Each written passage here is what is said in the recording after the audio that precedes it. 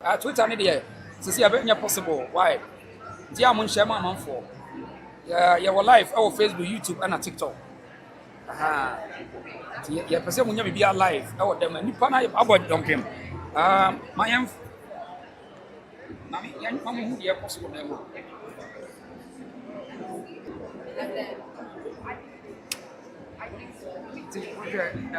Yes, yes, I'm in the say it. The person who dey possible na mo.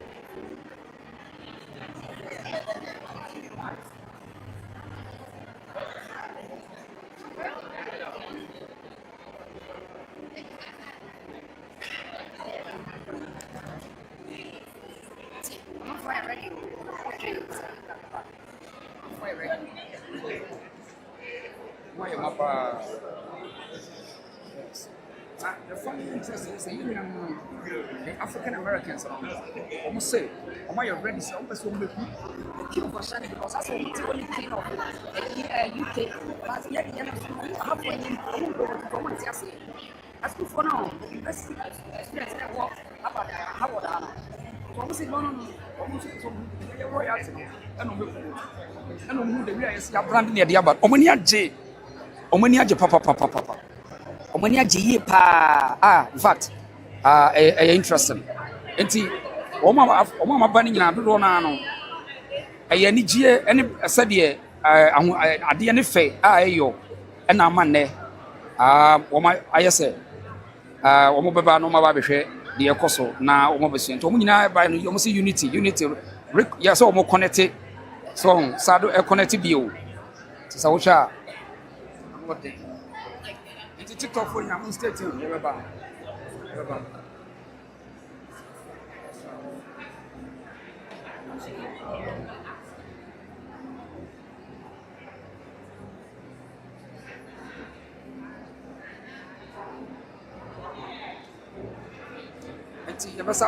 you ever saw baby o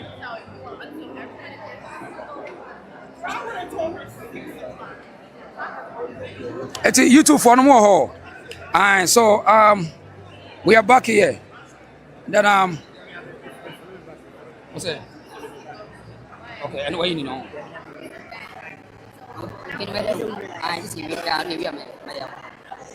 Eti but I'm on page in my wife. Ya was say South Africa, Bibia Boko. Aha, still now your life, still now your life. And the address you grab na the Obia near the Abremo.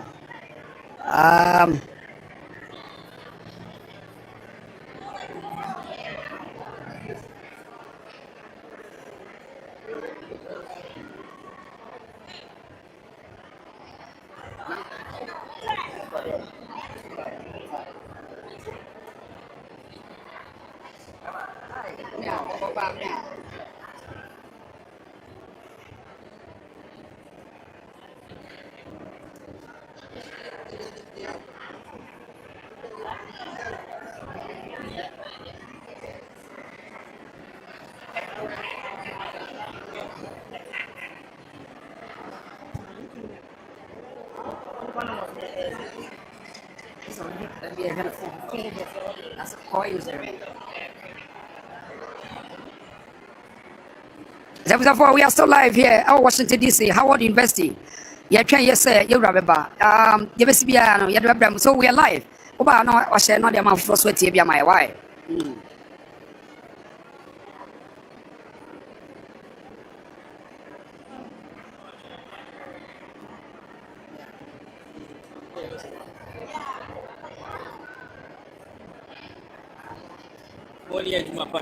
Yeah.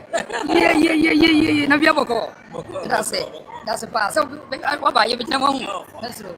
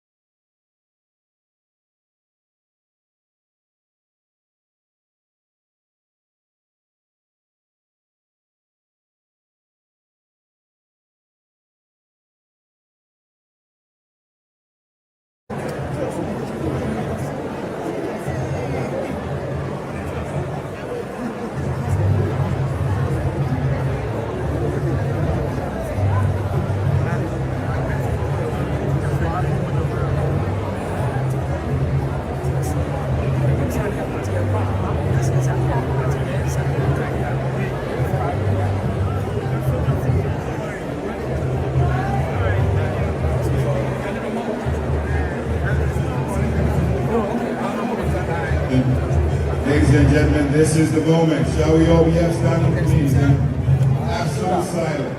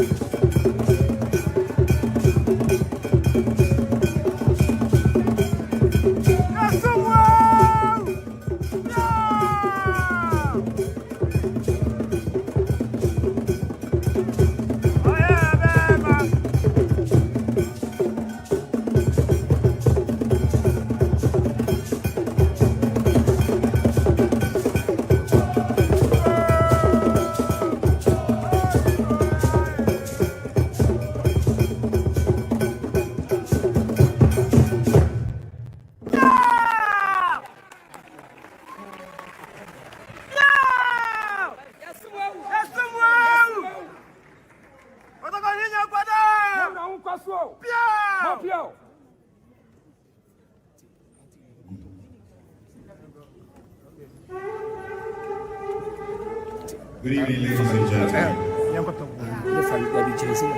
We shall all take our seats.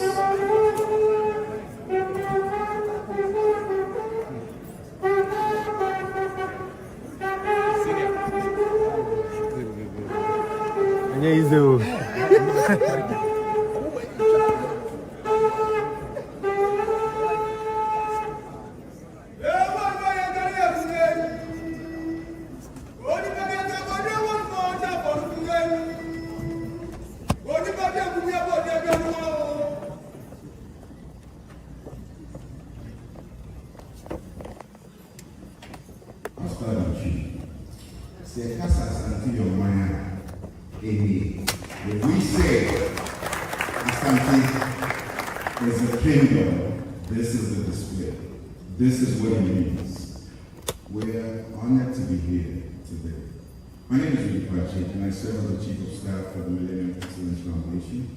And on behalf of the President of the Foundation, the distinguished chiefs, the distinguished paramountcies, the distinguished members of the royal household, we bid you welcome to this great evening.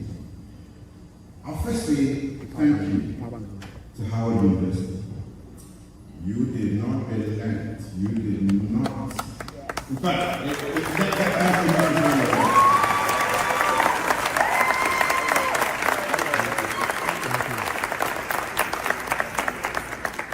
it was indeed a long shot, but it was also a short one, because when we walked in, it was like, bet, as I learned from American Street. Bet, I was like, which betting are you from? But it's like, let's do that. And it's a great issue. But the person that helps us put everything together, a distinguished lady right here, principal consultant, Dr. Adua Asamoah.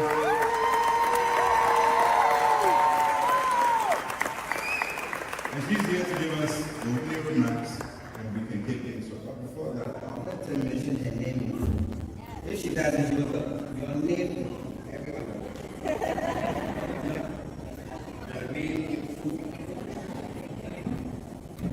Thank you, my dear friend and partner in this work.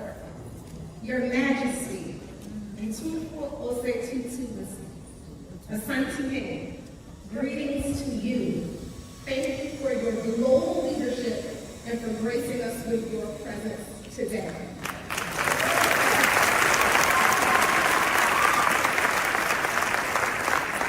Dr. Anthony K. Muto, Provost and Chief Academic Officer, to the Assistant Provost and Executive Director of the Ralph J. Bunch International Affairs Center, Dr. Hope, to Congressman Gabe Armour, to the multiple diplomats, our current Ghana to the U.S. Ambassador, His Excellency Victor Smith, to the former Ambassador of Ghana to the U.S. and Chairman of the Royal Visit, and my uncle, His Excellency Kobe Konsep, to the many elected officials, to the university leadership, cabinet members and deans, to the traditional leaders, chiefs and queen mothers, to the president and the chief of staff of the Millennium Excellence Foundation and sponsor of the entire Royal U.S. visit, to the entire faculty, especially Dr. Greg Carr, Dr. Krista Johnson, and Dr. Talton, to the leaders of our international civic and business organizations, to the members of the GSU, my babies, to the proud students and alum of HU.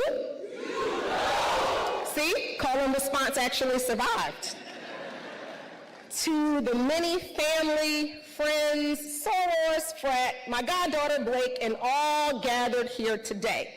Greetings to each of you. Now, I pledge the old way, and I'm African, so we know that the greeting ritual is important. I am Dr. Adua Yaniba B. Asamoah, and it is my high honor and distinct pleasure to serve as the MC of this momentous occasion. I should note, the idea to have this here was not mine. That credit belongs to the leadership of the Millennium Excellence Foundation, who in turn tapped me to help inform, shape, and actualize their vision. When asked to serve on the planning committee for the royal visit, there was obviously no hesitation. There was, however, full disclosure. I shared that while I am proudly Professor Butri Asamoah's baby girl born on Monday, I am not an Asante woman, but I am a Khan. And my mother was born in this country and is a descendant of those who survived the African Holocaust. I was quickly and convincingly assured by Mr. Moulton that this royal visit would be rooted in Pan-Africanism. So I am here.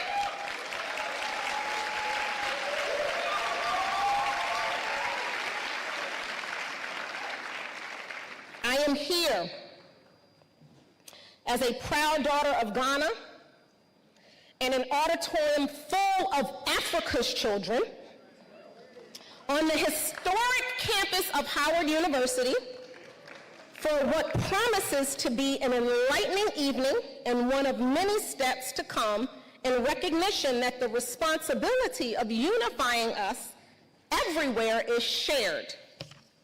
Now, before we hear from the esteemed provost of this institution, let me go through some housekeeping for our time together.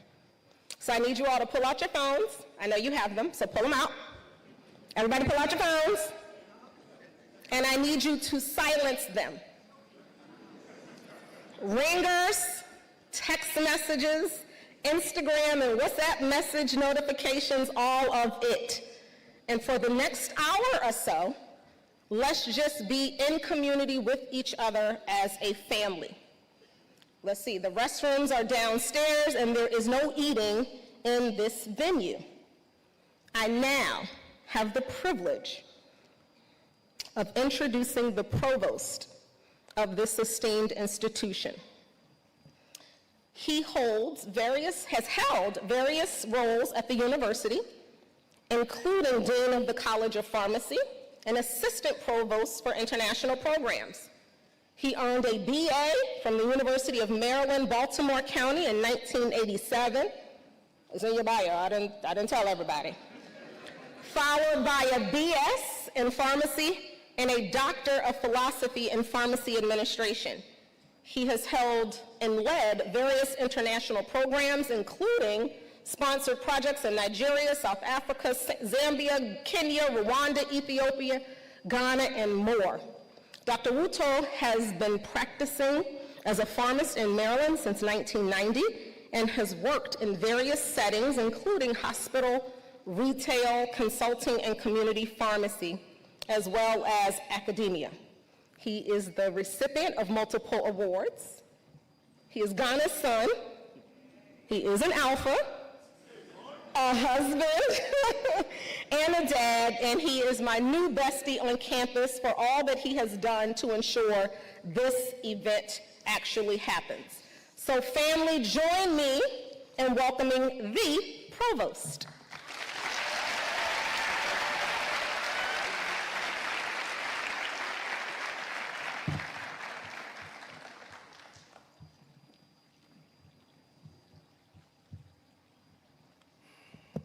Your Majesty, Otumfuo Osei Tutu II, the Asante, Excellencies and members of the Diplomatic Corps, honorable members of the United States Congress, distinguished government officials, members of the Howard University Board of Trustees, faculty, staff, students, alumni, and invited guests, all protocols now being observed. Good evening. On behalf of the entire Howard University community and as a native Ghanaian, it is both an honor and a privilege to extend our warmest welcome to His Majesty Otumfuo Osei Tutu II, the Asante and King of the Ashanti Kingdom in Ghana. Your Majesty, your presence on this historic campus is profoundly meaningful. As one of Africa's most respected traditional leaders, you have distinguished yourself through visionary leadership, steadfast dedication to education, impactful philanthropy, and an unwavering commitment to the advancement of your people and the African continent.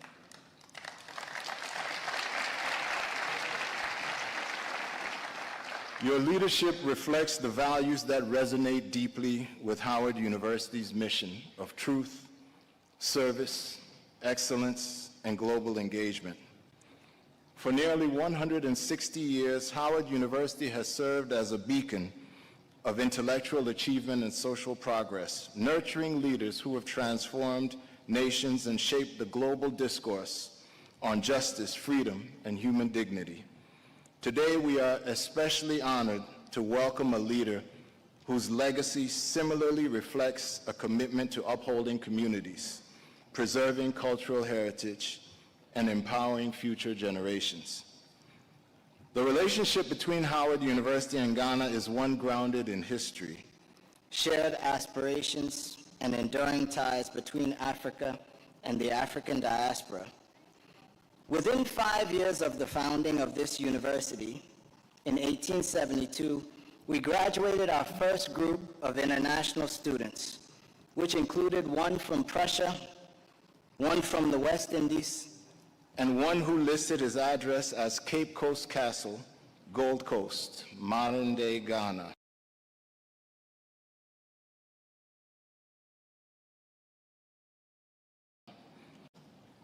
In fact, the fourth president of Howard University, Edward Parmalee Smith, was selected to be president, but unfortunately passed during a mission trip to West Africa and is buried near Accra. Your visit strengthens these connections and reminds us of the importance of cultivating partnerships that advance scholarship, innovation, cultural understanding, and economic opportunity across the globe. We're equally honored by the presence of our distinguished congressional delegation, ambassadors, members of the diplomatic community, and esteemed guests whose participation underscores the significance of this occasion. Together, we celebrate the enduring bonds of friendship, cooperation, and mutual respect that unite our nations, our institutions, and our peoples. Your Majesty, we thank you for gracing Howard University with your presence. We're proud to welcome you to the campus of the nation's premier historically Black university, and honored to count you among our distinguished guests. Ladies and gentlemen, please join me in extending a warm Howard University welcome to His Majesty, Otumfuo Osei Tutu II, the Asante.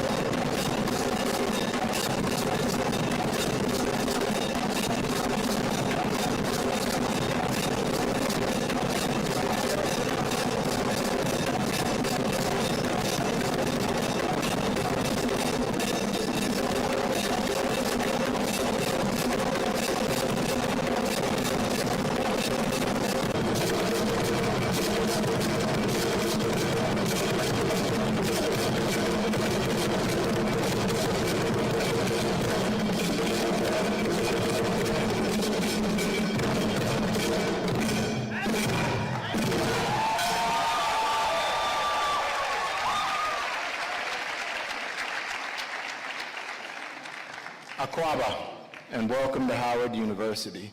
HU.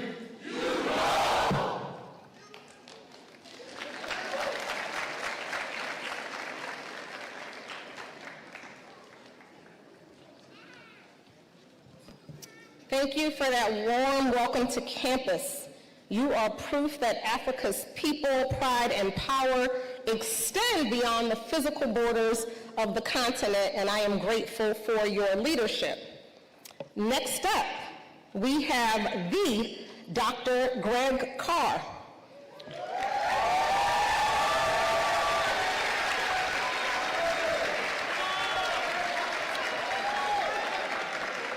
Now, full disclosure, Dr. Carr raised me and is my oldest brother, but that's not why he is on the program.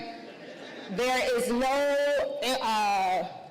introduction that I can give him that would do him justice, but for those of you who do not know him, he is Associate Professor of Africana Studies and Adjunct Faculty at the Howard School of Law, the School District of Philadelphia's first resident scholar on race and culture.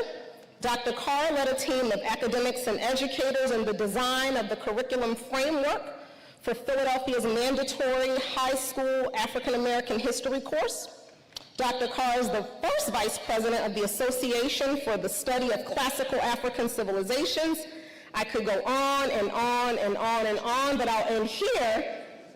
And before I ask them to welcome you, I need to acknowledge a very special woman who was with us. Her Royal Highness, Lady Julia Osei Tutu, Queen Consort of His Majesty, and look how beautiful she is. Thank you for gracing us with your presence this evening.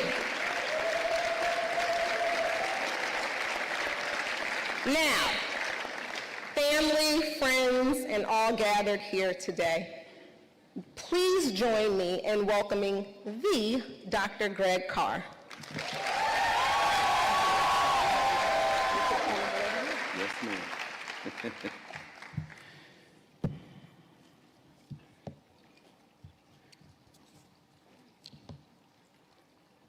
Otumfuo, Madame, welcome. Kwaba. To everyone, as our brother the Provost has said, protocol having been established, so everyone here is a dignitary. We have survived after all. We are here, Otumfuo, for your visit. Only the second person to hold fully the name Osei Tutu. In the 17th century older than this country. And this country was working out articles of confederation, and we were in chains. There was an Asante Federation.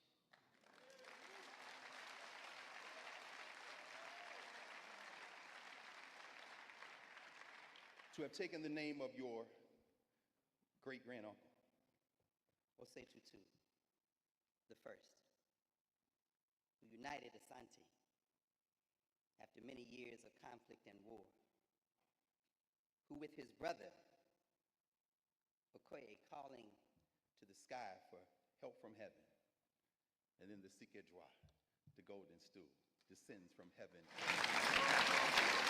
Coming to the feet of Osei Tutu, unifying Asante. At its peak, the kingdom stretched from the forests to the Atlantic Ocean. Oh, if you could have stopped the violence that drug us here. And yet we have survived.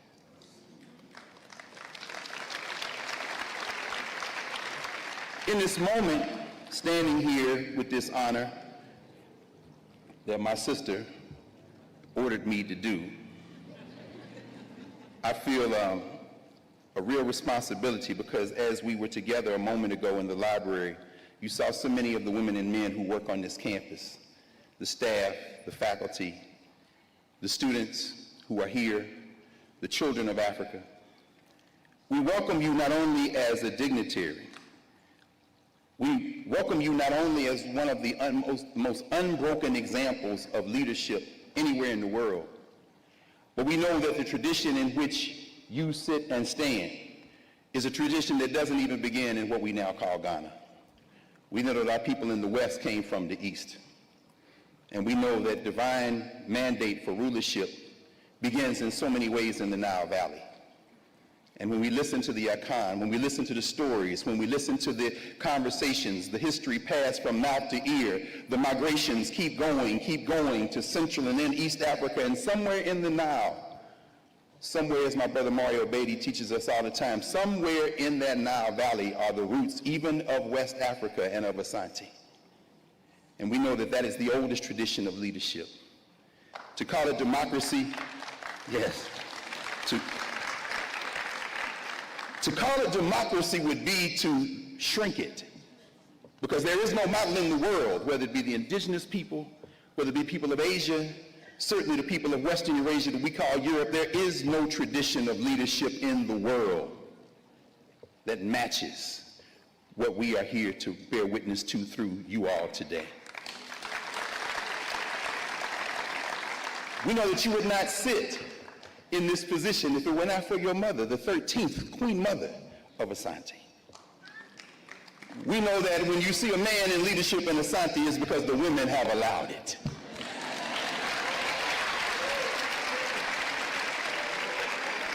We know that when you strike Asante, you have struck a rock. And when the Anglos came, when the British came and demanded the Sikedjwa, the golden throne, because they thought they would break you, you fought war after war in the 19th century. Those Anglo-Asante wars. And you sit here as living proof that we did not lose.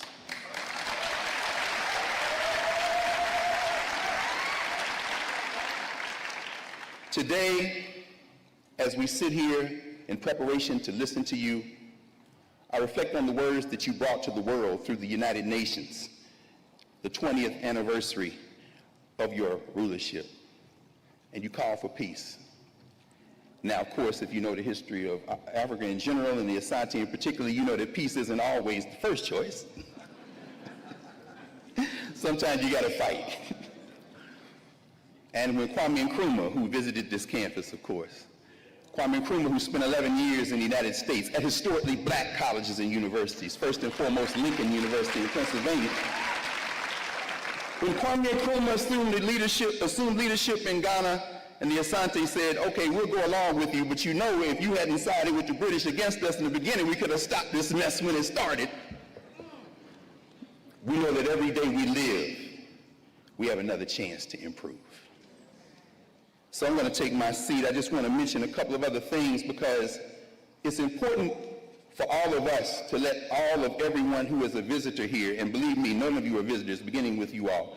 Y'all are now family. You always were, but now you know formally. It's important for you to understand, I think, a little bit better, I'm sure you do already, the impact that Asante has had on us. My own blood niece is named Yasantewa, because when the British took Primpi into exile, and that sister came out of Ajiso, that Queen Mother, and the Asante said, maybe we will negotiate with the British, and oh, Yasantewa stood, that Queen Mother, and said, oh, ye men of Asante. Oh, never would I think I would live to see the day that you would not fight for the return of your king. But if you will not fight, the women of Asante will be on the battlefield in the morning. And when we achieve victory, you are not welcome in our beds. The next morning, the entire Asante nation face the British. I don't mean to embarrass you, Otumfuo, but those black women are bad, ain't they? You already know. There is something for us never to forget. We never stop being Africans. Your visit here strengthens the loop. We are at your service, and you are part of our family. So as you stand and we get ready to hear from you, please understand that whether it be Howard or FAMU, whether it be Lincoln or Grambling, whether it be Tennessee State or Oakwood College or everywhere in between, we are sister institutions to Legon and Kwame Nkrumah University of Technology. We are sister institutions to the University of Cape Town and University of the West Indies. We're one big black college, Baba. And we're very happy that you are here to join us, and we can't wait to hear from you. Madase Pi.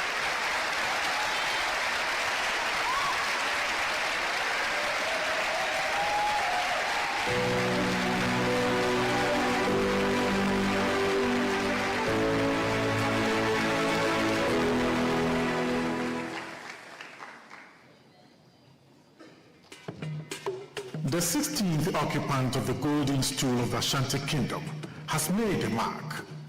Among them are conflict resolution, promotion of peace, cultural renaissance, education, infrastructural development, philanthropy, as well as partnership between his kingdom and the state. In this case, the government of Ghana. his ideas caught on with the World Bank.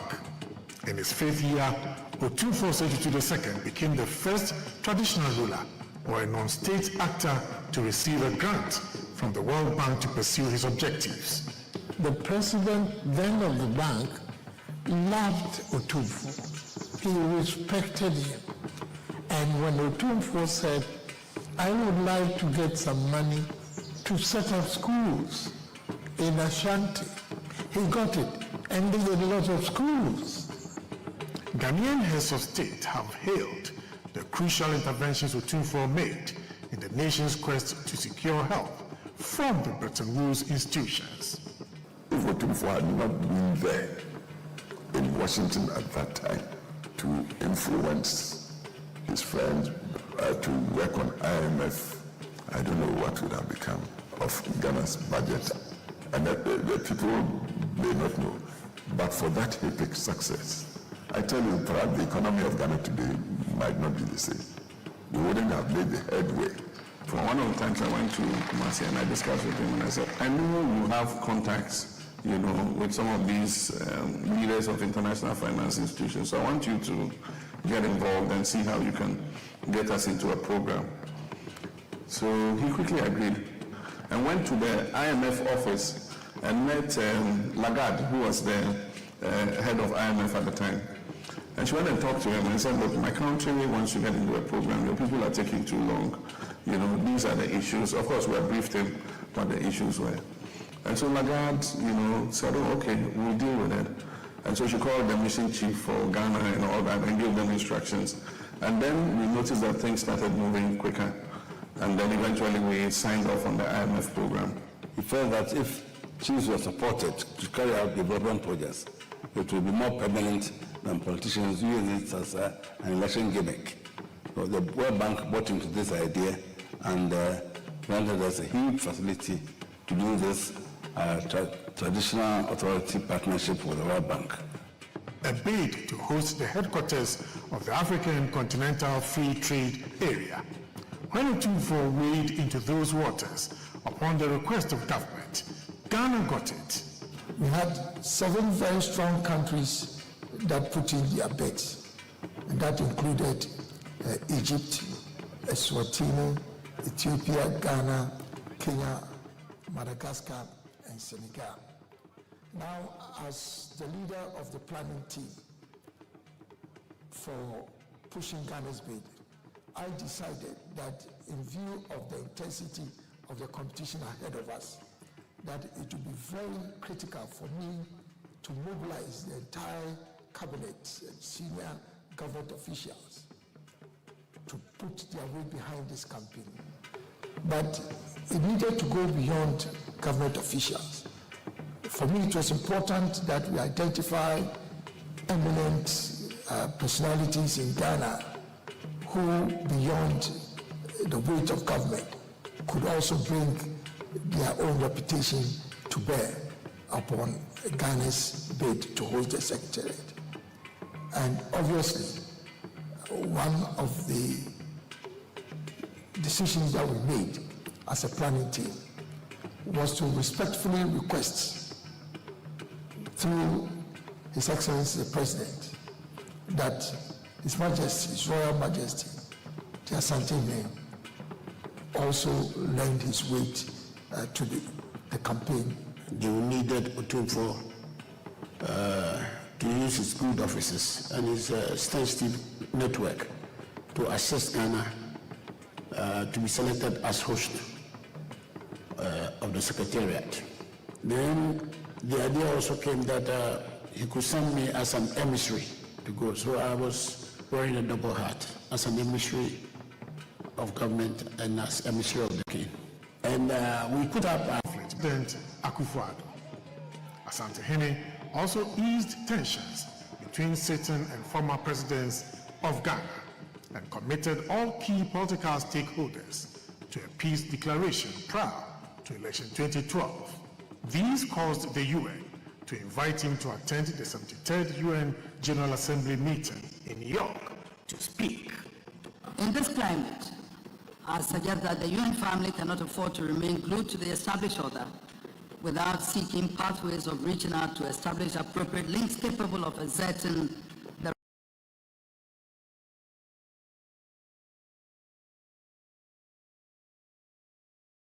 right influence in the quest for peace and security. I speak here particularly of Africa.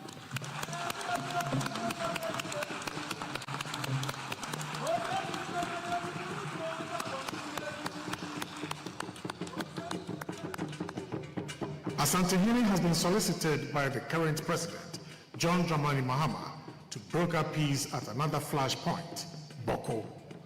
There have been mutual visits between the monarch of Ashanti and the British royal household.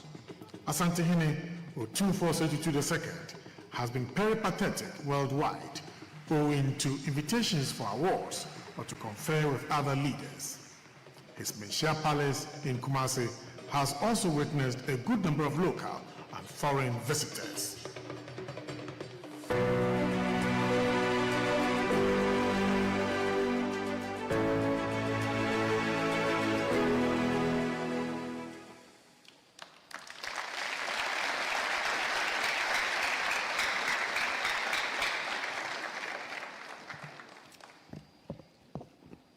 This is why the Asante Hene is known affectionately as the Pillar of Peace.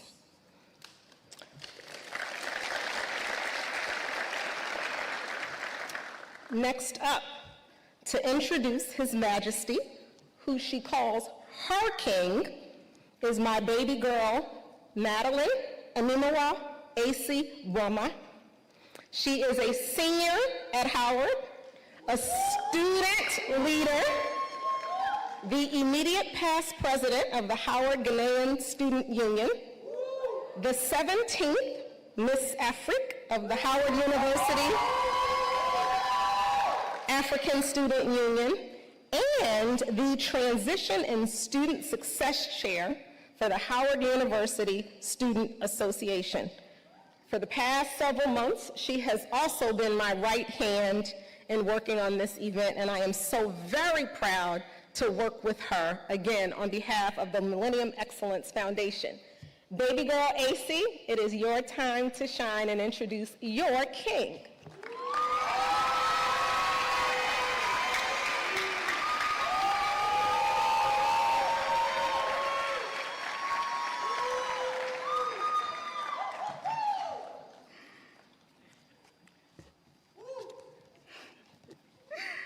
Good evening. My name is Madeline Pate, is what the magnitude of a simple yes may turn into. And I certainly did not anticipate this when I said yes many months ago. When the Ghanaian Student Union was formed 4 years ago by Janice, Samuela, and Darrell, they could not have known that their vision would one day lead to this moment. They created a space for students to connect with one another and share Ghanaian culture to the Howard University community. Tonight, that vision comes full circle as the Ghanaian Student Union welcomes the Asante Hene to Howard University. For generations, Howard University has brought people together across cultures and generations. Tonight, that tradition continues as we welcome a distinguished traditional leader. It is not defined by geography. It lives in the history we inherit, the culture we carry, and the relationships we continue to build way beyond the borders. Tonight, we have the opportunity to engage with a living institution of Ghanaian culture, history, and leadership. While we reflect on what our shared heritage asks of us as the next generation. Your Majesty, it is my profound honor to welcome you to Howard University.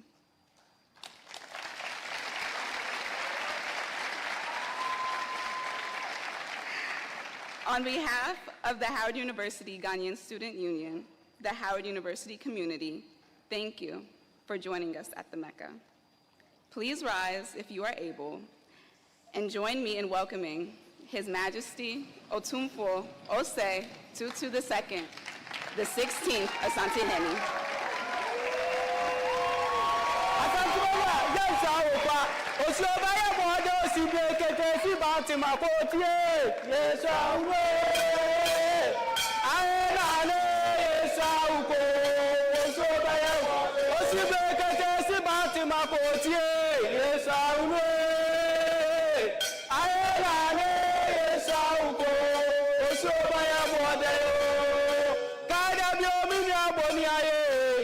Asante for Kadra for Bonia Kadabio.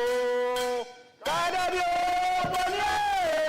Asante for Kadra for Bonia Kadabio. Dear Waye. Asante Bakawo Waine. Kadabio Bonia. Asante for Kadra for Bonia Kadabio.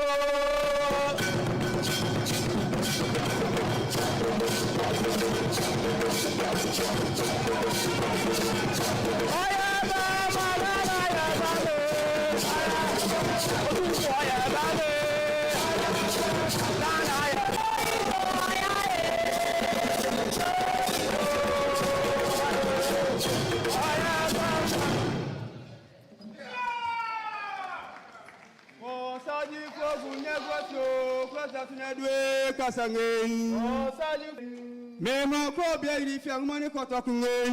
Mema ko bia iri fi amani kotokungen. Asante chanjo tmo champion fungen. Asante chanjo tmo champion fungen. Asante siesiebo smenditie. Asante siesiebo. Satu tori wodi nyerisio. Satu tori wodi nyerisio. O personal dia sumdwe ni asumdwe ba tat memni Ghana menyina. O personal dia sumdwe ni nkabombo asante mani Ghana menyina. Binya sebi anko baby. O binya Bianco baby. Never bakana ne flampo no demli ferisi. Never bakana ne flampo demli.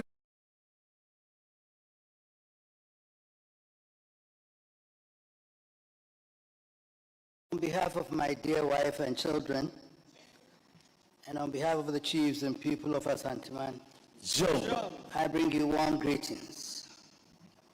I'm deeply honored to stand before you at Howard University today, an institution whose history occupies a distinguished place in the intellectual, political, and social advancement of people of African descent. I express my sincere appreciation to the Executive Board of the Millennium Excellence Foundation and to the leadership of Howard University for extending this invitation to me and for creating this opportunity for us to reflect together upon matters that concern not merely Ghana or Africa, but the wider historical family of African peoples across the world. Howard University is more than an institution at which knowledge is transmitted and academic degrees are awarded. It is an institution of memory, intellectual courage, social responsibility, and service. Since its establishment, it has helped generations of men and women of African descent to demonstrate that education is not simply a pathway towards individual advancement, but also a responsibility towards society.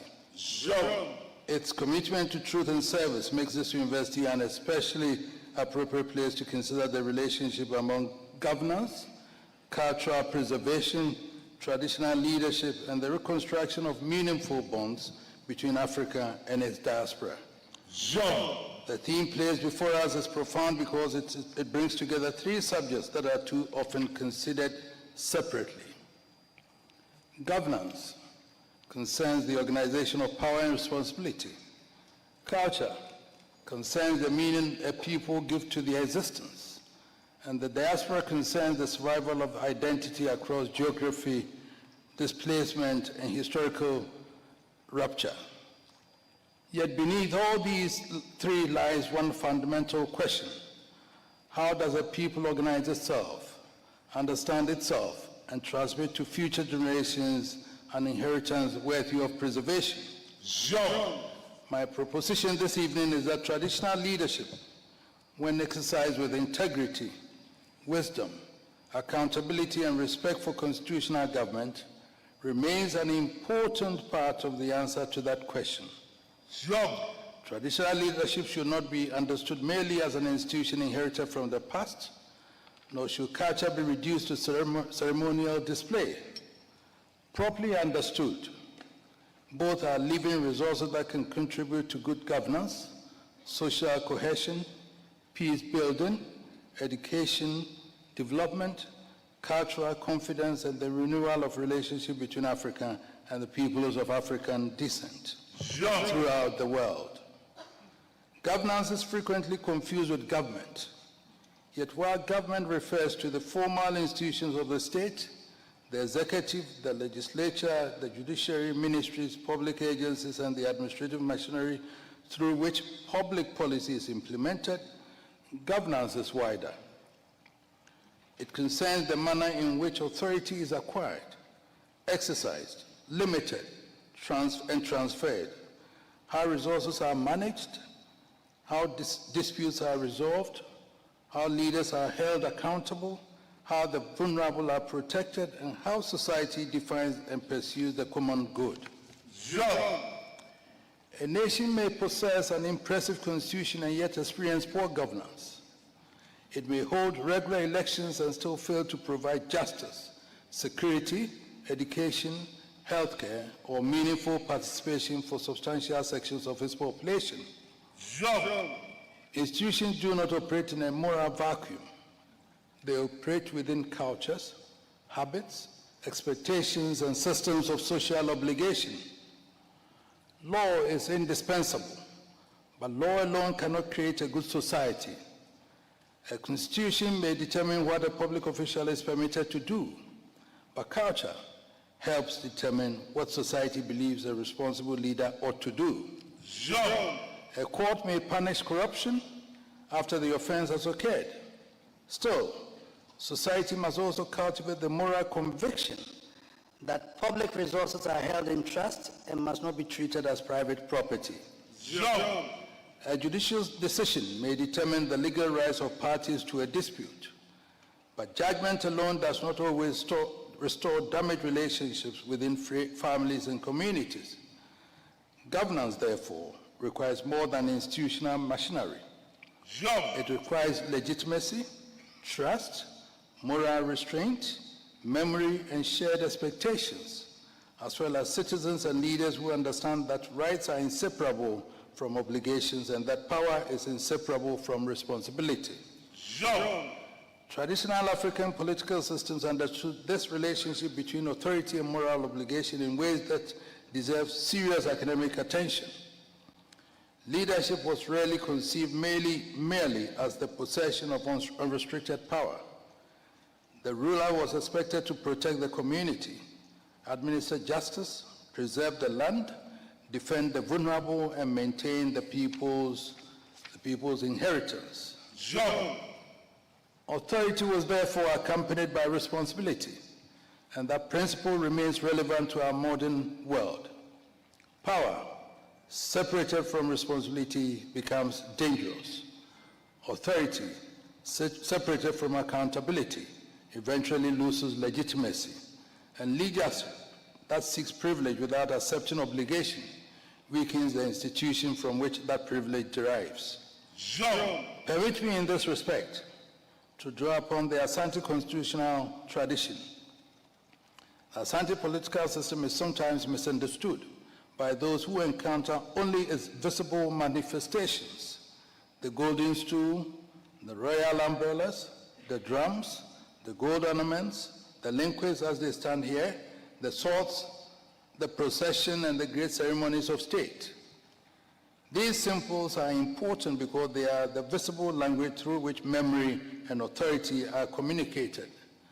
But beneath the splendor lies a sophisticated philosophy of political responsibility. A golden stool is not the private property of the Asante. It represents the unity, identity, historical continuity, and collective spirit of Asante man. The Asante is therefore not the owner of the nation, but its custodian, and that distinction is fundamental. The occupant of the golden stool receives an inheritance that existed before him, and which must endure after him. He holds authority temporarily, but he holds the people's heritage in trust. The land, institutions, memories, and moral obligations associated with the stool cannot legitimately be reduced to the personal interest of the individual who occupies it. Because from this perspective, leadership is a form of trusteeship.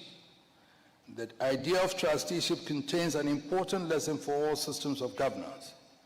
We hold office temporarily. We inherit institutions from those who came before us.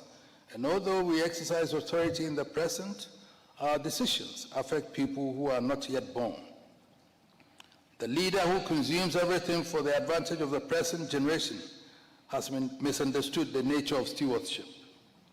This principle has particular agency in an age of environmental degradation, uncontrolled exploitation of natural resources, and political decision-making dominated by short-term considerations.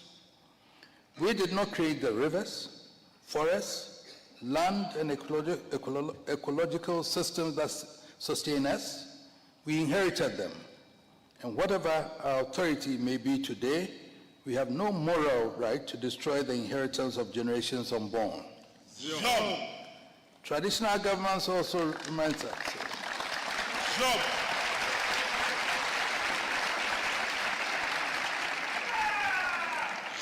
Traditional governance also reminds us that legitimate authority requires consultation. Our people say, "Tikron kwejina," meaning that one head does not constitute a council. And we also say, "Nyansen ni unipa bakuchim," meaning that wisdom does not reside in the head of one person alone. These are not merely attractive proverbs, they communicate a political philosophy. The Asante here exercises authority through an established order of chiefs, queen mothers, elders, linguists, and recognized customary officers. Matters are considered, evidence may be heard, historical precedent may be recalled. Different perspectives may be presented, and decisions are shaped by consultation and concern for communal harmony. Consultation does not mean that leadership has no authority, nor does listening diminish the dignity of the leader. The leader who refuses to hear contrary opinion eventually becomes imprisoned by those who tell him only what he wishes to hear. Responsible leadership must therefore create room for difficult truth. The modern world sometimes equates decisiveness with refusing consultation. But our ancestors understood differently. They knew that the strength of a decision may depend upon the quality of deliberation that precedes it. This does not mean that traditional institutions should be romanticized, because no institution, traditional, political, religious, or academic, is beyond criticism or reform. And antiquity alone does not confer moral perfection. Traditional authority must justify its continuing relevance through service. A chief who is concerned only with ceremony, privileges, titles, and public honor gradually diminishes the institution he represents. At the same time, a traditional ruler who listens to his people, protects community resources, promotes education, mediates conflict, assists the vulnerable, and responds to contemporary challenges strengthens both tradition and society. Traditional leadership in the 21st century cannot therefore be limited to festivals and ceremonial occasions. It must be capable of responding to educational inequality, unemployment, environmental degradation, land disputes, public health emergencies, community conflict, and the anxieties of young people. The palace must remain a guardian of memory, but it must also become a workshop for the future. This requires traditional institutions themselves to accept reform, because tradition must never become a shield behind which injustice, corruption, exploitation, or arbitrary authority are protected. The dignity of women and children must be defended. Young people must be heard. Persons with disabilities must not be marginalized. Community resources must be managed responsibly. Land administration must be transparent, and succession and customary processes must be conducted with integrity. The proper defense of tradition is therefore not an insistence that nothing should ever change, but the capacity to distinguish between enduring principles of an institution and those practices that require reconsideration. A tree survives because its roots hold firmly to the soil, but it also survives because its branches respond to the wind and reach towards the light, and so must our institutions. This brings me to culture. Culture is frequently treated as entertainment, appearing at festivals, tourism events, diplomatic ceremonies, and national celebrations, while being too often absent from serious conversations about development, governance, and the future of society. This is a mistake, because culture is not merely music, dance, clothing, food, and ceremony, important though these are. Culture includes language, morality, historical memory, family organization, spirituality, political philosophy, customary law, artistic knowledge, methods of conflict resolution, environmental understanding, and ideas about what constitutes a good human life. Culture tells the people who they are and provides the intellectual and moral vocabulary through which people understand birth and death, childhood and adulthood, marriage and family, authority and responsibility, suffering and hope. A society that loses confidence in its culture eventually loses confidence in itself. But cultural preservation does not require us to free society at some imagined moment in the past. Culture is not a dead object to be placed behind glass.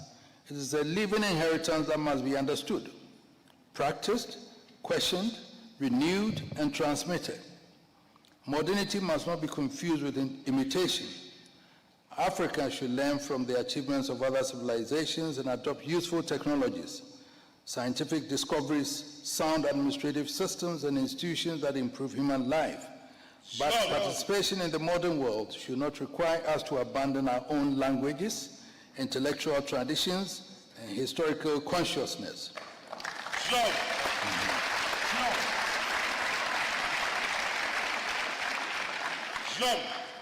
Progress should never require a people to despise themselves.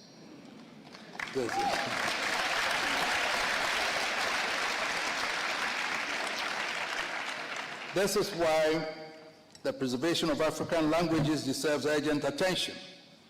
Language is more than vocabulary.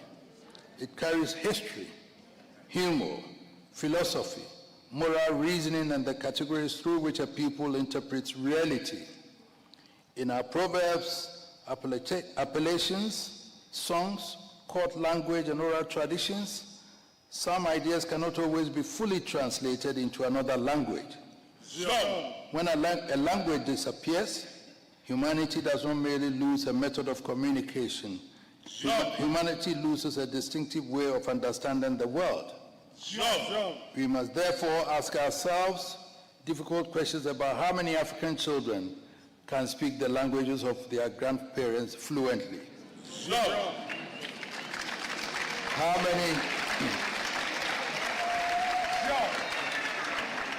How many, and I must confess, my children have been taught how to speak, and now they are speaking Chief regularly.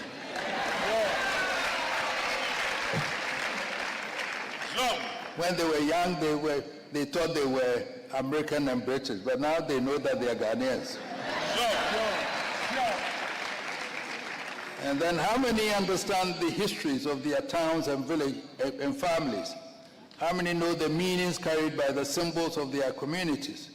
And how many can interpret the proverb that once educated generations in ethics, responsibility, and social conduct? We cannot leave the answers to chance. Cultural preservation must become part of serious educational policy.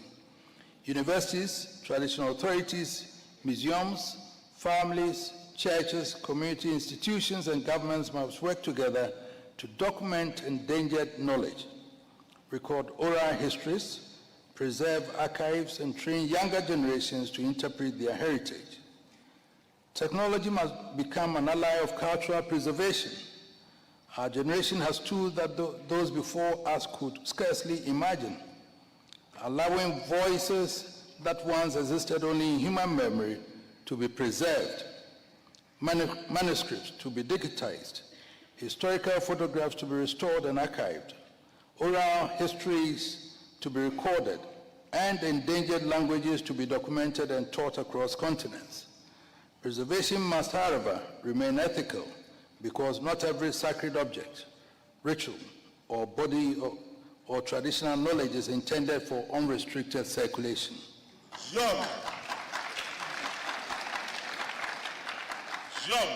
Cultural knowledge has custodians, contests, and responsibilities, and digitization should preserve heritage without stripping it of dignity and meaning. It is within this discussion of history and identity that we must confront the experience of the global African diaspora. The diaspora emerged through several historical processes.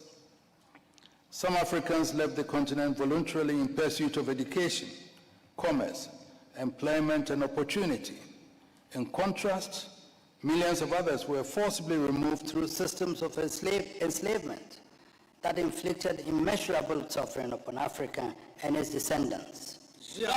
The transatlantic slave trade separated families, disrupted leaders, intellectuals, artists, educators, freedom fighters, entrepreneurs, and builders of institutions.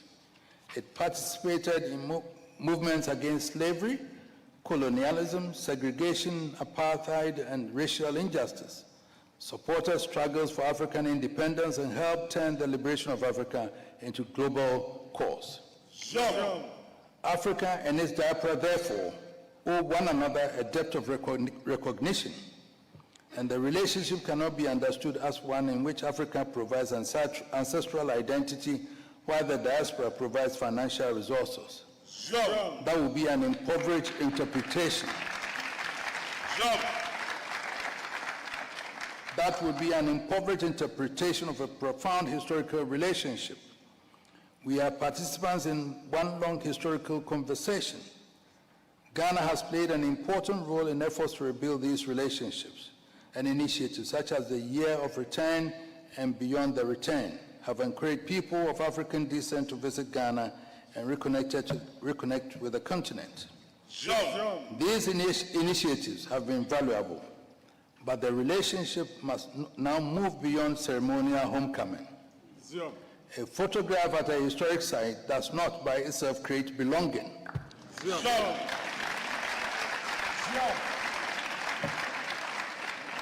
An African name does not by itself create belonging. And attendance at a festival does not by itself create belonging. Belonging is created through relationship, understanding, responsibility, and sustained participation. The Akan concept of Sankofa invites us to return and retrieve what is valuable from the past. But Sankofa does not ask us to remain permanently facing backwards. We recover memory to move into the future with greater wisdom. And the next phase of African diaspora relations must therefore move from symbolic return towards substantive partnership.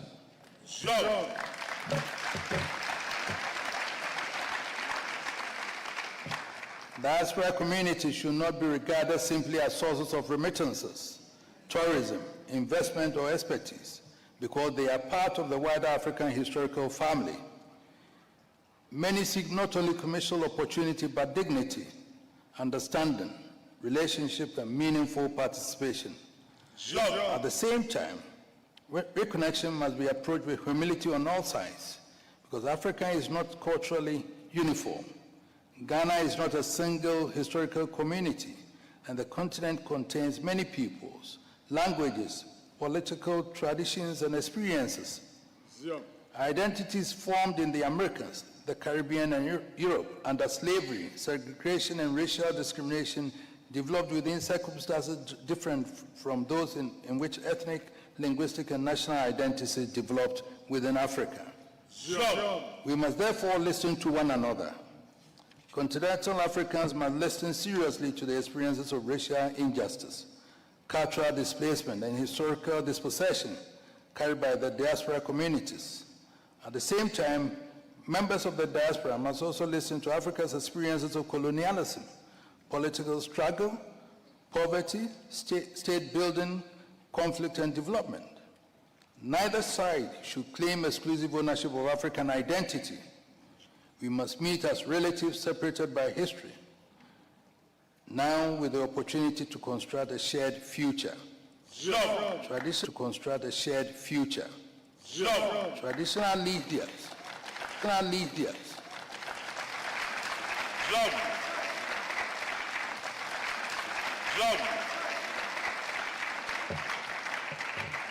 Traditional leadership can contribute significantly to this process because traditional institutions carry historical continuity in ways that governments cannot always provide. Governments can create diplomatic frameworks, immigration systems, investment policies, and legal structures, while traditional institutions can provide cultural interpretation, community entry, historical context, and a sense of belonging. The responsibility must, however, be exercised with integrity. The reconnection of the African family must never become a marketplace in which belonging is sold. Traditional titles must not become commercial rewards. Historical claims must not be invented to satisfy emotional expectations.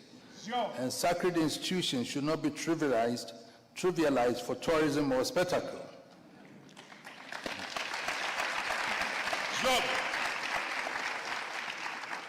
To be received into an African community is to enter a relationship, and every meaningful relationship carries responsibilities. If the diaspora is to reconnect meaningfully with Africa, then reconnection should contribute to education, cultural preservation, enterprise, community development, scholarship, and mutual understanding. Traditional institutions can help establish processes for community engagement and protect diaspora visitors and investors from exploitation.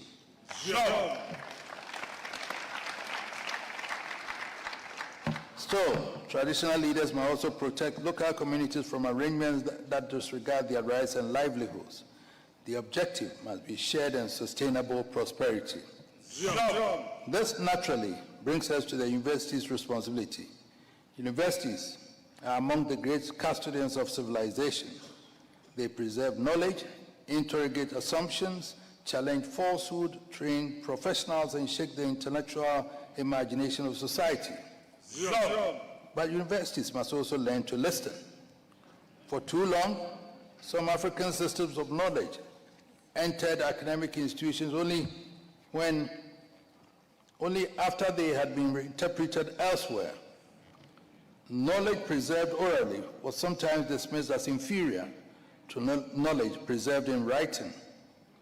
While African institutions were often studied through conceptual categories that engage insufficiently with African societies themselves.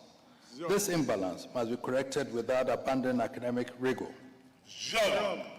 The elder who preserves the history of a community, the queen mother who understands the structure of the royal family, the linguist who preserves court language, the farmer who understands the local ecological system, and the customary authority who has spent decades resolving disputes may possess forms of knowledge worthy of serious scholarly attention. Such knowledge must not be romanticized. It should be examined critically.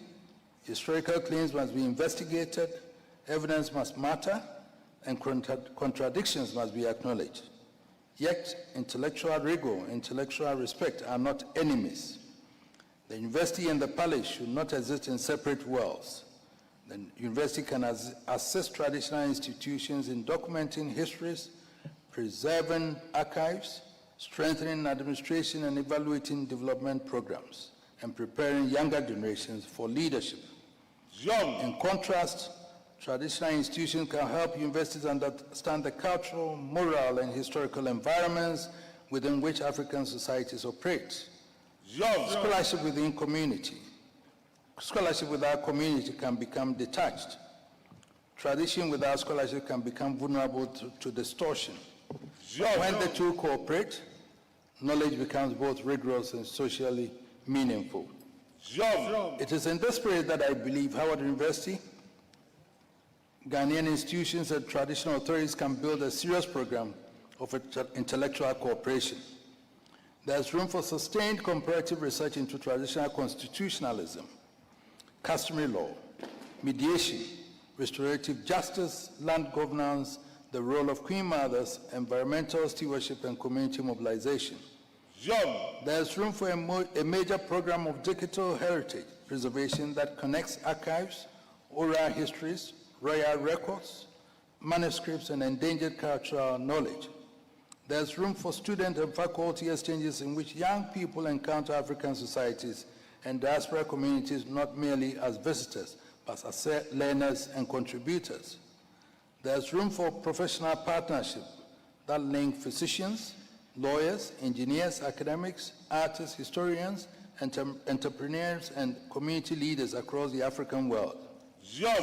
And there's also room for an enduring Howard-Manshia dialogue through which scholars and traditional leaders might examine the most important questions confronting governance, culture, and African diaspora relations. Our objective should not be to celebrate traditional institutions uncritically, but to study them seriously, because neither modern institutions nor traditional institutions should fear examination, and truth strengthens institutions that deserve to survive. I wish to finally address the young people present here, and through you, young people throughout the African world. You are heirs to a history that contains both extraordinary suffering and extraordinary achievement. And you have inherited technological possibilities that earlier generations could scarcely have imagined. Within seconds, you can connect Accra to Washington, Kumasi with Kingston, Lagos with London, and Johannesburg with Toronto. But technological connection is not the same as human unity. Unity requires knowledge, trust, discipline, and responsibility. Do not allow yourselves to define Africa entirely. Do not allow others to define Africa entirely for you. Study its history in its complexity. Learn its languages. Examine its institutions. Understand its achievements and failures. And do not approach culture only through fashion, music, and social media.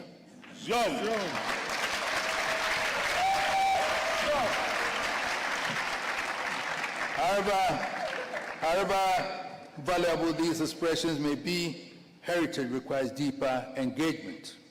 At the same time, you should not accept every inherited practice without question. Yes, because respect for tradition does not require intellectual silence. Ask questions, investigate claims, challenge injustice, preserve what is valuable, correct what must be corrected, and now add to the inheritance through your own creativity.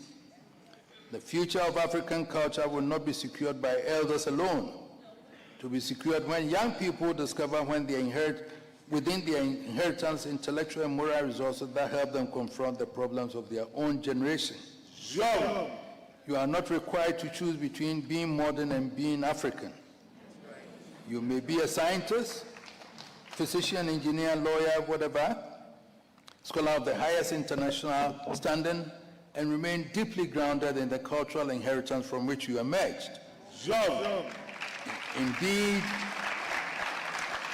the greatest contribution Africa can make to the world will not come from imitating others perfectly, but from participating confidently in global civilization while contributing knowledge, institutions, values, and creativity that arise from our own historical experience. Distinguished ladies and gentlemen, perhaps what we ultimately require is a new conception of global African responsibility. National citizenship will remain important. A Ghanaian remains a Ghanaian. An African American remains American. A Jamaican remains Jamaican. And a Brazilian of African descent remains Brazilian. Beyond these national identities, however, there can exist a moral consciousness that recognizes a shared historical connection and shared responsibility for the future. That responsibility includes preserving memory, strengthening education, opposing racism, expanding opportunity, developing African institutions, promoting ethical investment, supporting scholarships, and defending human dignity wherever it is threatened. Such unity must never become hostility towards others. The suffering contained within African history should not teach us hatred. It should teach us justice. Our historical experience should make us defenders of dignity, not only for Africans, but for humanity. The relationship between Ghana, Africa, and the global African diaspora must therefore be founded on more than ancestry alone. Our ancestry tells us that we are connected, while responsibility tells us that we must do with that connection, what we must do with that connection. We must move from occasional visits to enduring institutions, from symbolic embrace to intellectual cooperation, from nostalgia to development, from the language of return to the practice of belonging, from remembering shared suffering to building shared strength, from sentiment to structure, from memory to responsibility, from connection to collaboration, and from a shared path towards a deliberately constructed future.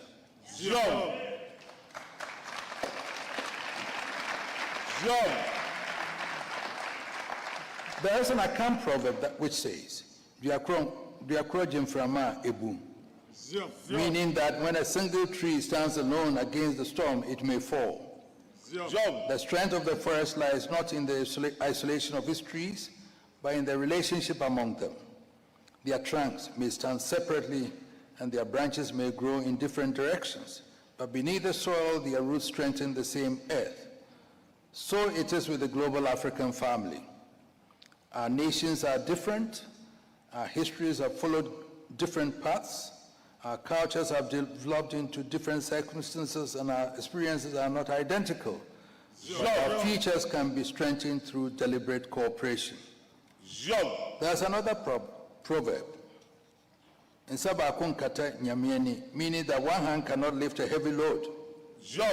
The work before us is too great for one nation, one university, one government, and one traditional institution or one generation. Africa cannot undertake it without its diaspora. The diaspora cannot undertake it without meaningful engagement with Africa. Traditional leadership cannot undertake it without scholars and young people. Universities cannot undertake it without communities. And governments alone cannot undertake it without the confidence and participation of the citizens. We must therefore lift the load together, preserving culture not because we are afraid of the future, but because a people who understand themselves can enter the future with confidence. Strengthening governance, not simply to make institutions more efficient, but to make authority more accountable, humane, and just, and ensuring that traditional leadership remains worthy of respect by making service, integrity, and responsibility the foundations of its legitimacy.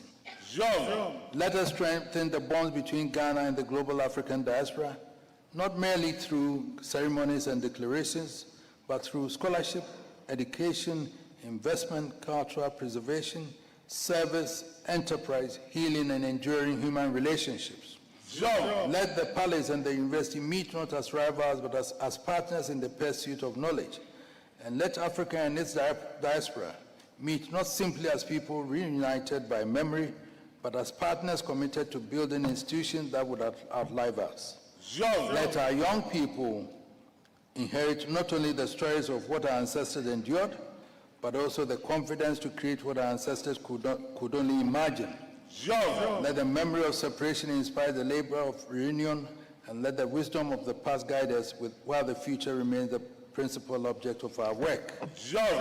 May Howard University continue to uphold truth, service, and intellectual courage, and may the partnership between Ghana and the global African diaspora grow from strength to strength.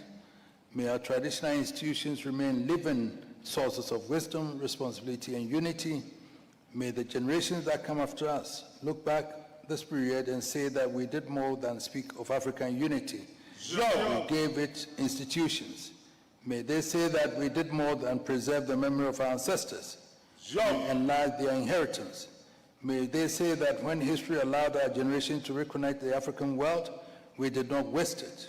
Almighty God bless Howard University, bless the global African family, bless the United States of America, and bless the Republic of Ghana, and bless us all. Thank you very much.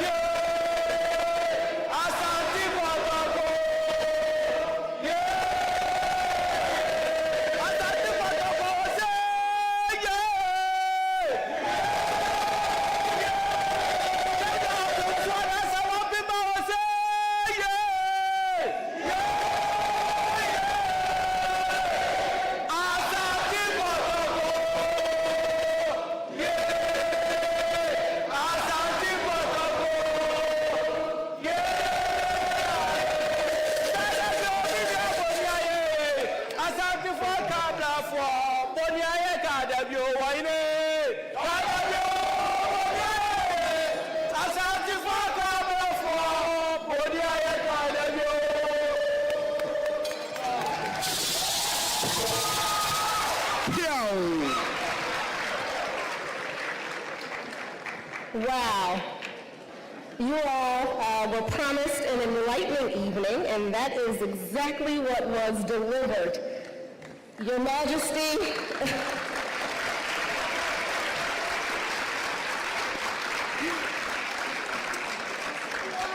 you underscored the critical importance of accountability as it is related to governance. A key takeaway for me was when you talked about wisdom being shared, which is exactly what happens on campus at the HU. And we are so eternally grateful for your presence here this evening. Thank you so much for imparting such wisdom. Before we depart, we have a couple of things we want to give you first, and we know that a representative from the kingdom will come. First, we have our provost who wants to share something before we close, and then we will be followed by two other of our fellow Black Stars.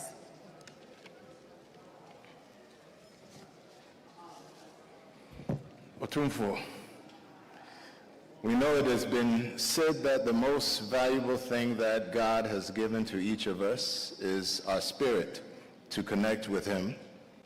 But aside from that, the next most valuable thing that He has given each of us is time.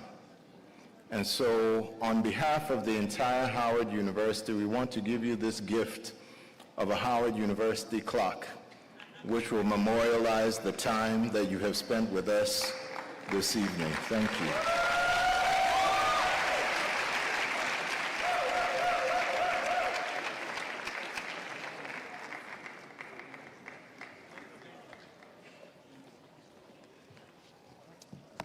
Thank you so much, Provost. Next, we have Congressman Gabe Amo, who proudly represents Rhode Island's 1st Congressional District, but he also represents Ghana. He is a lifelong public servant, a dear friend and colleague of mine. He served in the Biden White House and the Obama White House, and he understands the critical importance of intergovernmental affairs like no other. Congressman, please join us.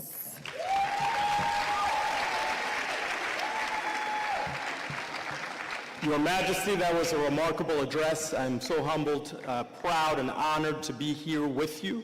I come to you as a member of the Congressional Black Caucus,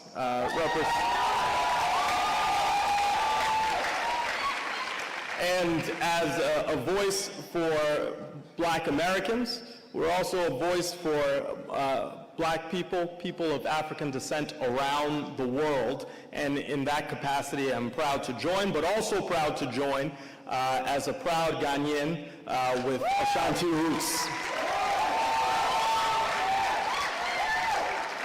And so I want to present this certificate of special recognition, this proclamation, to His Majesty, Otumfuo Jose Tutu II, the Asante Hene, in recognition of your distinguished service to the people of Ghana and your enduring commitment to unity, progress, and strengthening connections throughout the global diaspora.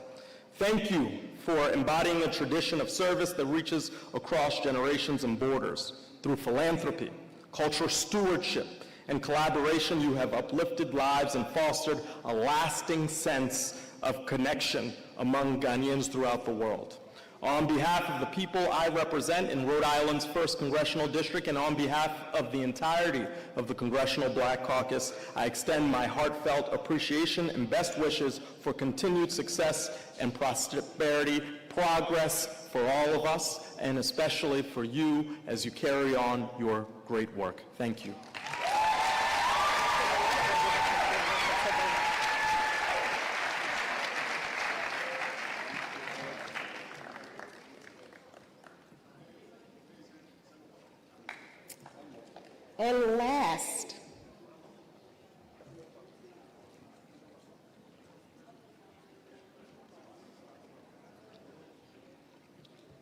And last, but certainly not least, is my adopted son, the new president of the Ghanaian Student Union, Chris Yao Juma Apia.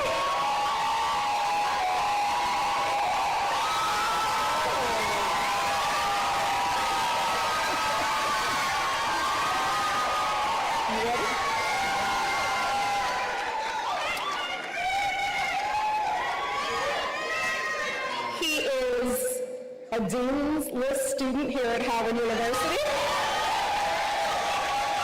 He too is Asante, and he is the 17th Howard University Mr. African Student Association,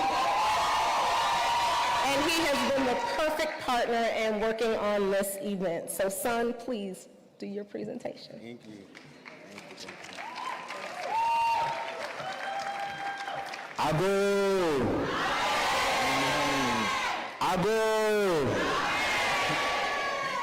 Good evening, everyone. My name is Chris Apia, a rising junior, political science and criminology double major from Queens, New York, by way of Kumasi, Ghana. And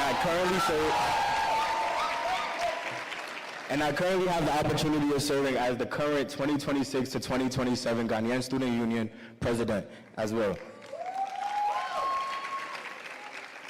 Your Majesty, as a proud member of the Asante tribe and the sitting president of the Howard University Ghanaian Student Union, it is truly an honor to present to you this gift on behalf of the entire GSU. It symbolizes the unity, pride, and commitment we share as Ghanaian students at Howard University, who strive to cultivate an environment where we can build meaningful relations and support the overall growth of the Ghanaian community here in DC. We consistently seek to share and celebrate the richness of Ghanaian culture on campus and with the broader Washington, D.C. environment as well, too. Your presence here today is a powerful reminder of the very values we strive to uphold here at the Mecca and in every room we enter. Again, Otumfuo Nana Ose Tutu II, Akwaba and Yedawase.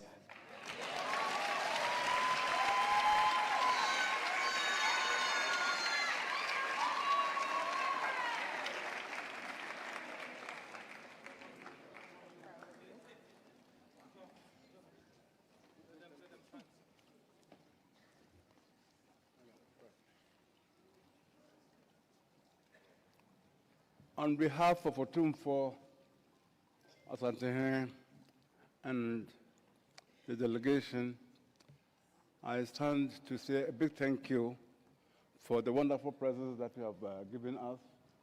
They will indeed serve as a lasting memento of our visit to Howard University. And it's going to mark beginnings of a long-standing relationship between Menchia Palace and Howard University.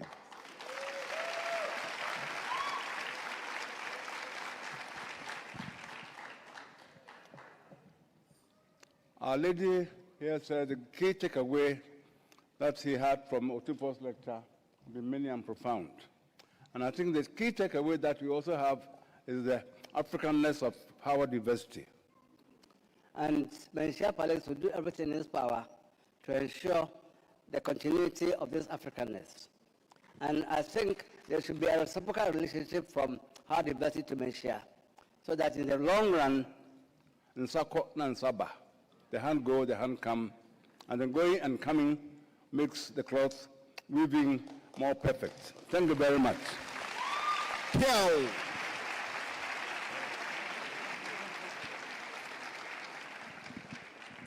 What an enlightening evening we have had.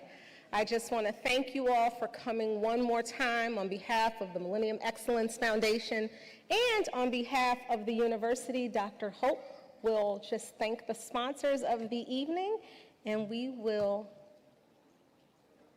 leave united, energized, and ready to do the hard work of ensuring that we are all globally united as African people. Thank you. Thank you for your leadership and partnership in bringing this event to fruition. My name is Dr. Tania Hope. I am the Assistant Provost for International Programs and the Executive Director of the Ralph J. Bunche International Affairs Center here at Howard University. And on behalf of the university, I thank you all for coming tonight.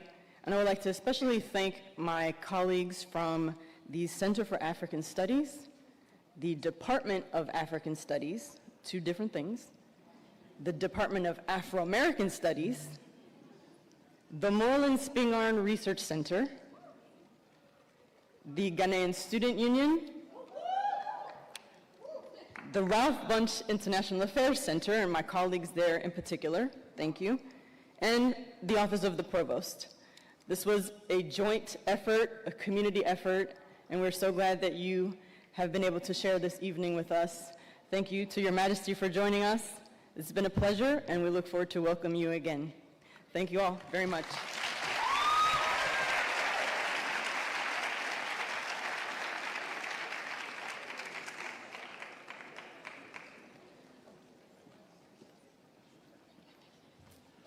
What a profound lecture. And I hope that every one of us took notes on our phones, on papers, because I heard two things. Tikro and Kwejina. And Tikro and Kwejina. And also, wisdom is shared, it doesn't reside in the head of one. And our collective merging of our wisdom will let us scale every problem that we have. Nana, thank you for bestowing on us wisdom today. He deserves a bigger round of applause.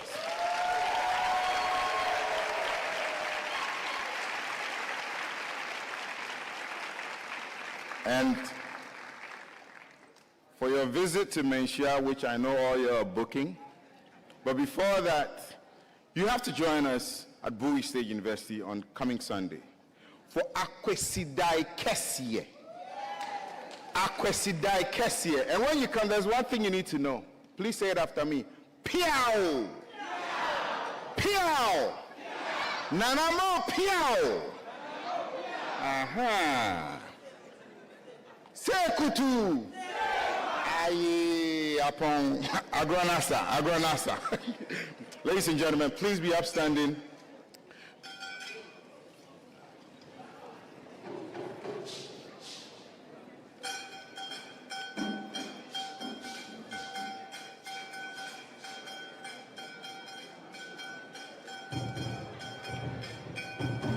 All our photo staff, please clear the way.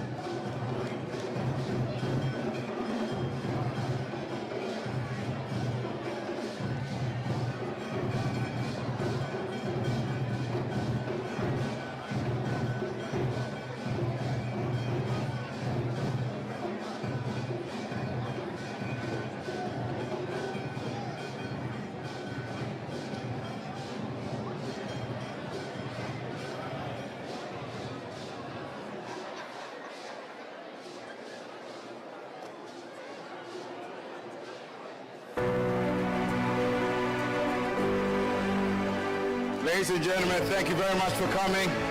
Reminding you that at the MGM National Harbor on Thursday and Friday, the Millennium Excellence Foundation and Michelle Palace will present to you the Africa Business and Investment Summit.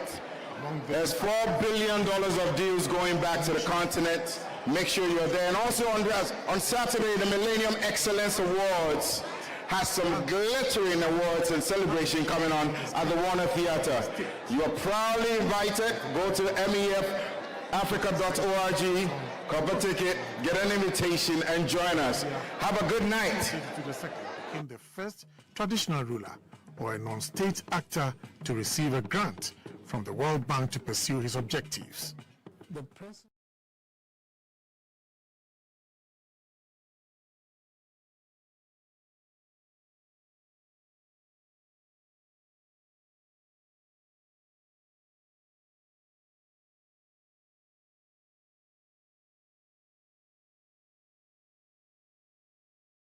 Yes, you. And also no you run an wa say Abram Pong and na man hin na this year na nyina wa ha say your friend this year by the reason so na and come on and there said yes quiet no man for na nia ye pa. Hey, what's your name? Trey. Yes, so Trish. Yes, true. Okay, so how do you feel after the king speaks? I thought it was very beautiful. It's a great opportunity to be here and to, gain wisdom from him because of all the good things he's done for Ghana. Right. So you're gonna go back to Ghana? Oh, I'd love to go to Ghana. I need to. You have to. I'll come to December. Go see the Menchia Palace. Yes, okay. yes. Right. Yes. And do you know the day you were born?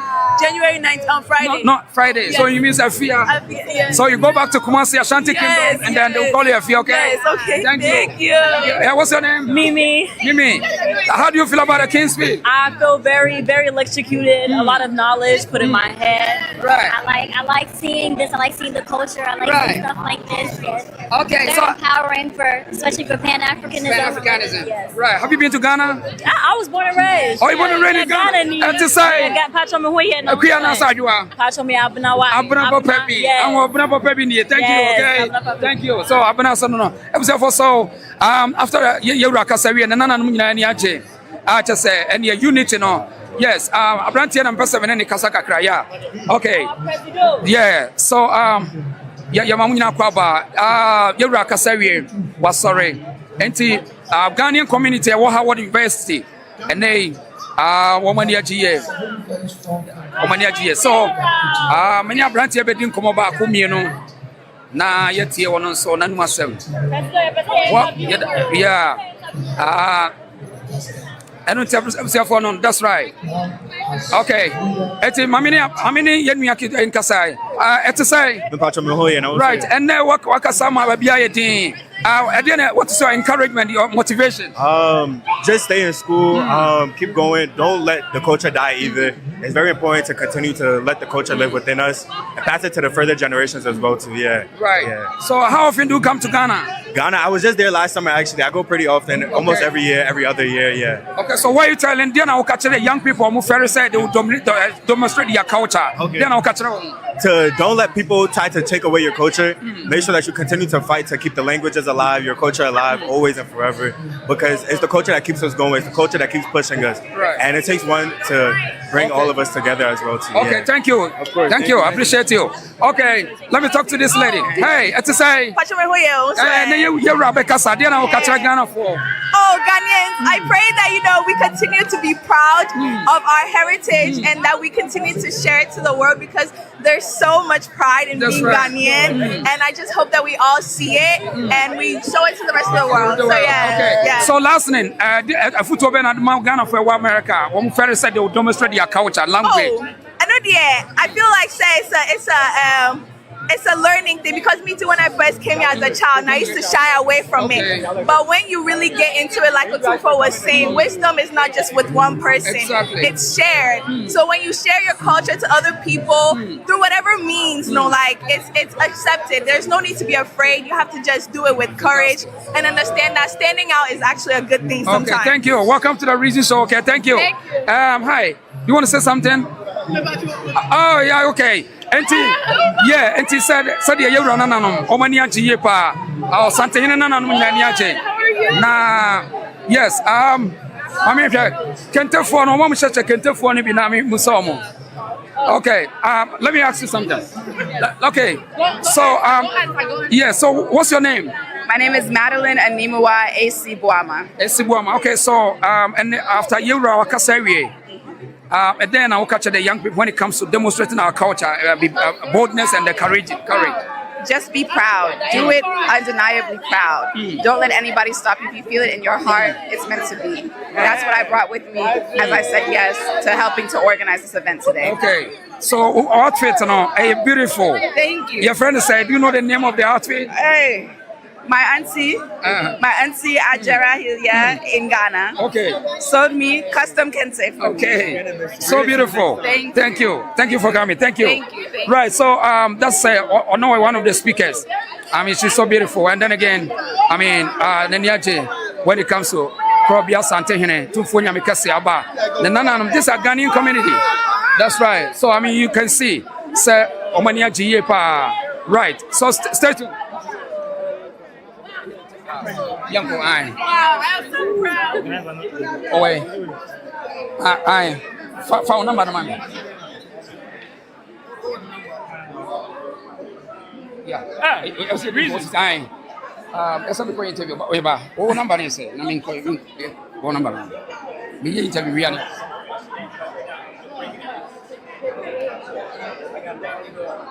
Can you see the man?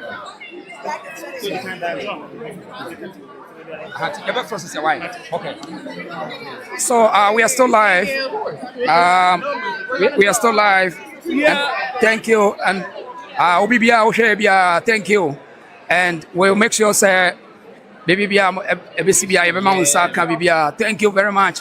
I had the reason. So we are live in Washington DC. Okay, so let me talk to this guy. Let me talk to this guy. Hey, buddy.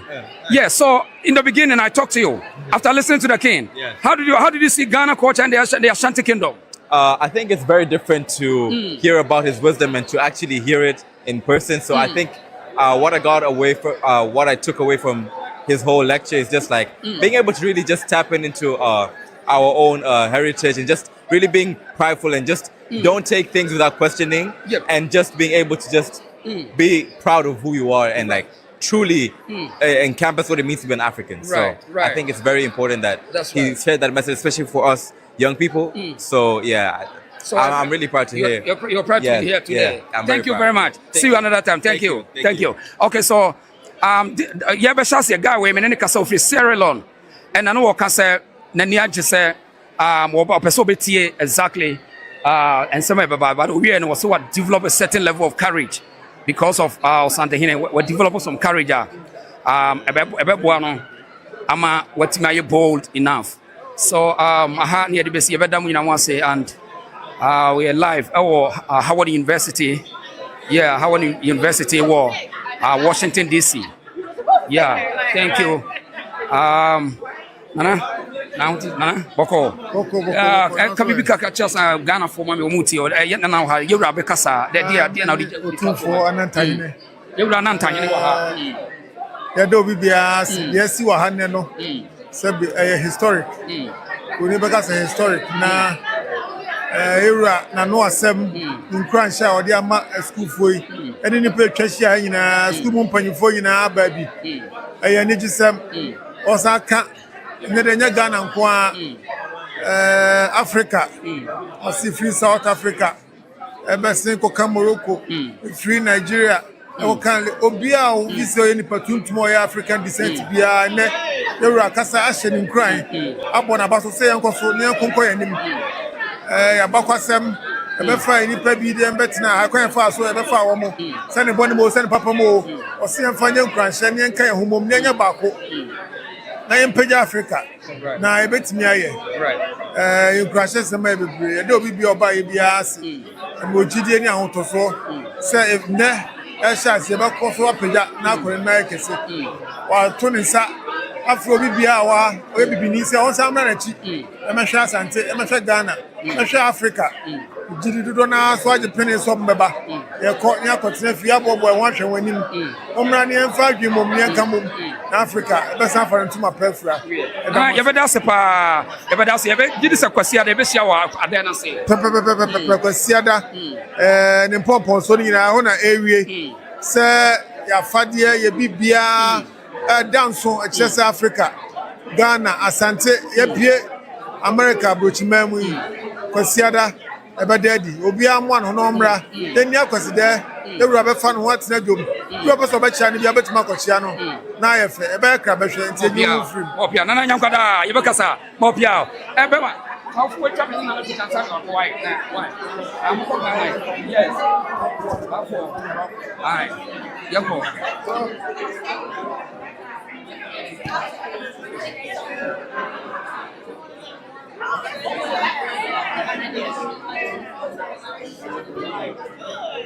Okay, Nana. Why you wait? I'm in another number now. You're Ghana near. Another number is Senior, 264. 884. Okay, no, back one and nine.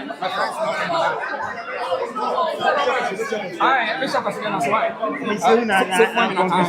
My mom told me to say, "I'm going to cry." Bishop Pascal, you long is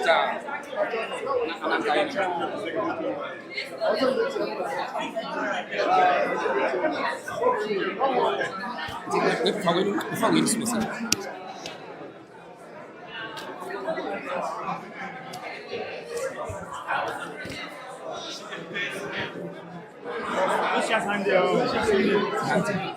I'm not going to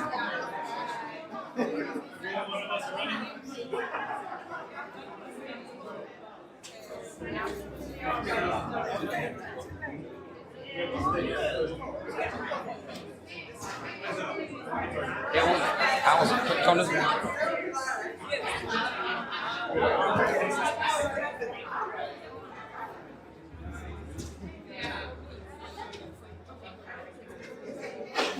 you miss your wife. You miss your wife.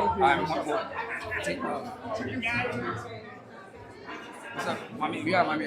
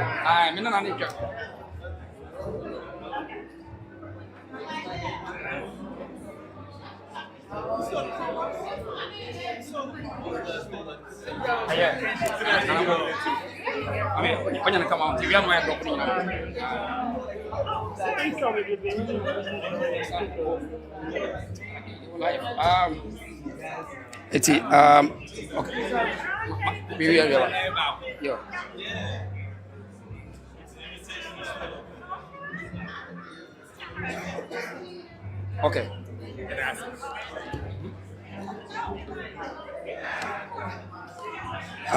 Yeah, mommy signing out. Mommy signing out. Signing out. Okay. Okay. So,